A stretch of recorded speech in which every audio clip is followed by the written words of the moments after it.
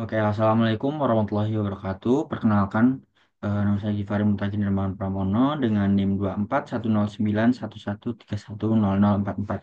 Jadi di sini saya akan menjelaskan sedikit materi tentang anatomi muskuloskeletal di regiotorak, membran superior, vaskularisasi, dan inervasi sistem muskuloskeletal.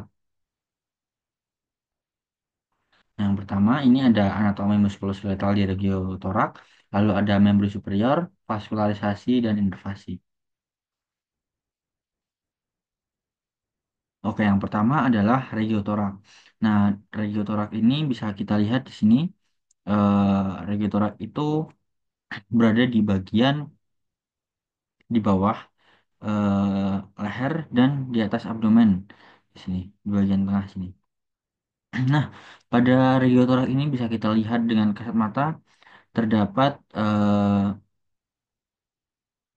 banyak sekali otot-otot yang menimbul di sini. Juga ada tulang-tulang yang bisa kita lihat, sebenarnya bisa kita lihat di sini ya. Seperti tulang clavicula di sini menonjol di sini. Lalu ini ada otot pectoralis major di sini.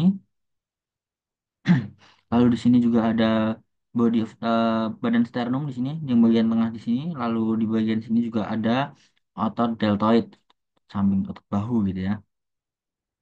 Itu bisa kita lihat bagian dalam dada sini dari secara kasat mata gitu.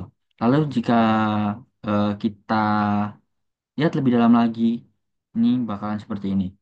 Terdapat berbagai macam lapisan yang ada pada regiotorak itu sendiri. Nah, salah satunya mungkin di sini ada eh, yang paling besar itu ada musculus pectoralis major atau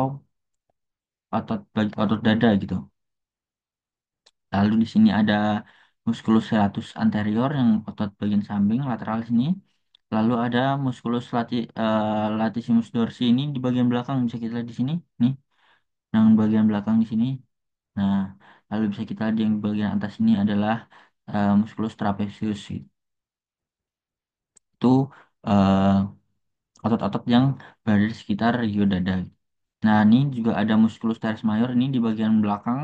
Ini berada di lapisan yang lumayan dalam ya. Tidak kayak musculus pectoralis major yang ada di bagian luar gitu.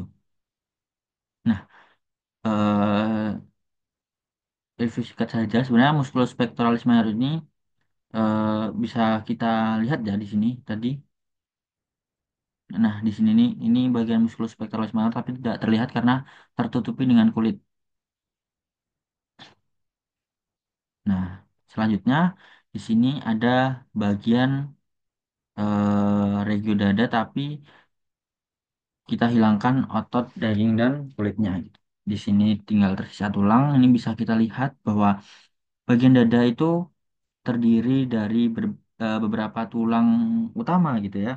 Yang pertama itu ada sternum. Nah, jadi sternum ini terbagi menjadi tiga. Yang pertama ada manubrium di sini, yang bagian tengah ini, lalu ada badan dari sternum itu sendiri dan processus sipoid gitu. Nah, selanjutnya ini ada costae atau tulang rusuk manusia gitu yang menempel pada sternum. Nah, tulang rusuk pada manusia itu sendiri ada 12 ya. Lalu terbagi menjadi tiga. Terbagi menjadi tiga. Yang pertama adalah tulang rusuk nyata. Jika kita lihat di sini ada satu, dua, tiga, empat, lima, enam, tujuh tulang rusuk nyata itu adalah tujuh tulang rusuk yang menempel pada sternum itu sendiri, penyokong eh, penyokong kosta itu sendiri atau tulang rusuk. Nah, selanjutnya ada tiga tulang rusuk di sini atau tulang rusuk palsu ya bisa disebutnya. Itu terhubung ke kartilago atau tulang rawan di sini. Ini ada yang biru-biru ini itu adalah kartilago, tulang rusuk eh, kartilago atau tulang rawan ya. Nah, selanjutnya bisa kita lihat di sini nomor 11 dan 12 itu bisa dilihat di sini adalah floating ribs atau eh, tulang rusuk terapung gitu. Jadi tulang rusuk di sini agak unik karena tidak menempel langsung ke sternum ataupun menempel ke tulang rusuk yang lainnya. Jadi dia kayak berdiri sendiri gitu. Nah, juga di sini terdapat clavicula, terus juga ada scapula gitu. Jadi banyak ya, lumayan banyak di bagian tulang-tulangnya. Nah, selanjutnya masuki memberi superior di sini eh, lumayan banyak tulang-tulangnya di sini ada humerus, radius sama ulna. Jadi lalu ada clavicula juga ada scapula. Jadi memberi superior itu ini adalah ekstremitas bagian atas gitu ya. Bagian tubuh yang struktur yang sangat penting untuk berbagai aktivitas. Jadi kalau misalnya kita lihat di sini ini ada bagian lengan, ada bagian tangan itu berfungsi sebagai penyokong kegiatan kita sehari-hari ya, seperti mengangkat, menelpon misalnya, mengerjakan tugas gitu ya. Itu dilakukan oleh memberi superior itu sendiri. Nah, ini tadi di bagian dada itu maksudnya ini tangan ya, bisa kita lihat. Nah, di bagian memberi superior ini juga sebenarnya banyak sekali otot-otot ya. Seperti di sini itu banyak sekali ada deltoid muscle, ada bicep brachii muscle, lalu ada nih bisa kita lihat ada pectoralis major muscle di sini banyak banget ya di sini yang menempel pada humerus gitu. Jadi banyak banget gitu tulang otot-otot yang ada di bagian memberi superior kita. Nah, bisa kita lihat di sini ada 100 antor itu juga termasuk ya. Nanti soalnya ke atas ini, terus ini juga ada deltoid. Lalu di sini bisa kita lihat di sini ada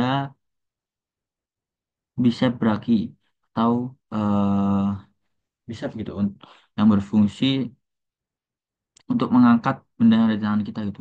Lalu di sini ada brachialis gitu. Jadi ini saling bekerja sama gitu dalam menjalankan tugasnya untuk keberlangsungan tangan gitu ya. Nah, bisa lihat di sini, ini bagian tangan atau memberi superior kita. Ini terbagi menjadi berbagai macam lapisan otot yang ada gitu. Yang pertama adalah trapezius. Di sini bagian pundak sini ya. Terus teres minor itu di bagian belakang sini.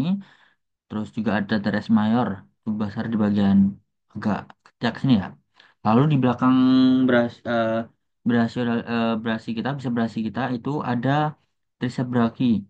Nih, kenapa dinamakan tricep? Karena ada tiga ya, satu, dua, dan tiga. Lalu di sini ada brachiodalis. Nah, lalu di bagian tangan kita sini itu adalah musculus extensor digitorium atau nanti yang menggerakkan jari-jari ya.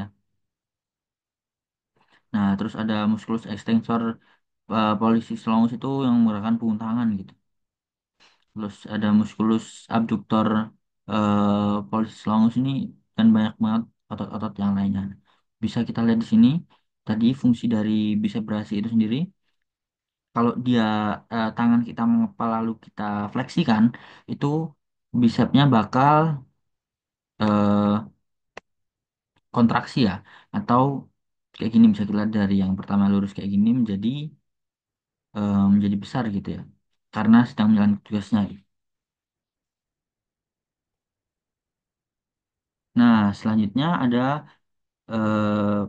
peredaran darah kita ya. Di sini ada arteri atau aorta. Aorta di sini aorta itu pembuluh darah kita yang paling besar gitu ya dalam tubuh kita.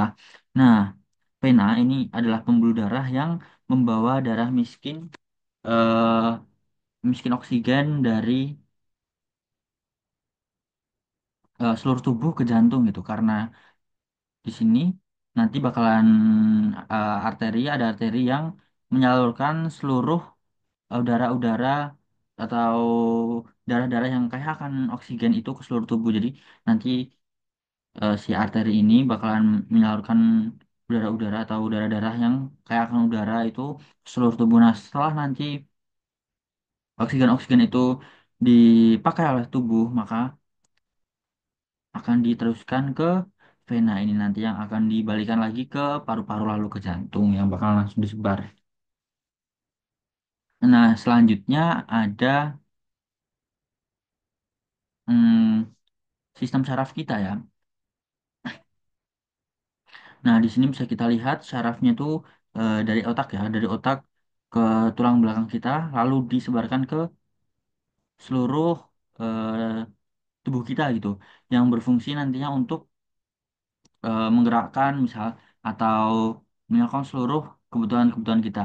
Nah, vaskularisasi dan inervasi sistem muskuloskeletal ini terdiri dari otot, tulang, dan sendi yang bekerja sama untuk memberikan gerakan dan stabilitas pada tubuh. Nah, itu tuh untuk mencapai fungsi ini, sistem muskuloskeletal itu memerlukan inervasi atau distribusi syaraf yang memadai yang berfungsi mengontrol kontraksi otot, lalu merespon rangsangan sensorik, serta mempertahankan keseimbangan dan koordinasi tubuh. Nah, sistem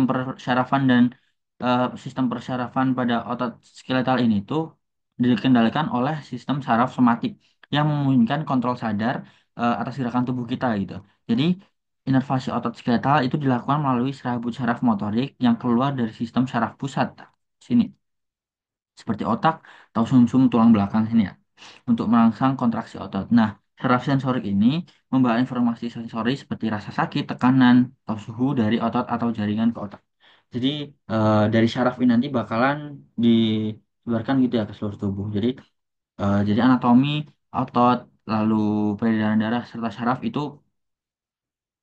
tidak dapat dipisahkan dan menjadi satu kesatuan yang padu gitu. Mungkin itu saja yang bisa saya sampaikan. Bila ada kurang atau lebihnya, mohon maaf. Wassalamualaikum warahmatullahi wabarakatuh.